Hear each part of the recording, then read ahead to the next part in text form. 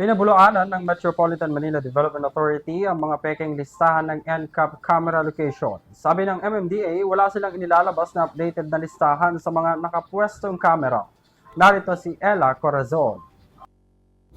Itinanggi ng MMDA na naglabas sila ng mga listahan ng mga lugar kung saan makikita ang mga NCAP CCTVs. Ayon sa ahensya, wala raw itong katotohanan. Nagbabala ang Metropolitan Manila Development Authority o MMDA sa publiko hinggil sa mga kumakalat na listahan ng umano'y lokasyon ng mga CCTV cameras ng No Contact Apprehension Program o NCAP sa social media. Ayon sa MMDA, walang opisyal na inilabas na listahan ng mga lokasyon ng NCAP cameras na ginagamit sa panguhuli ng mga lumalabag sa batas trapiko. Hinikayat naman ng ahensya ang publiko na maging mas mapanuri sa mga nababasa at nakikita sa mga social media.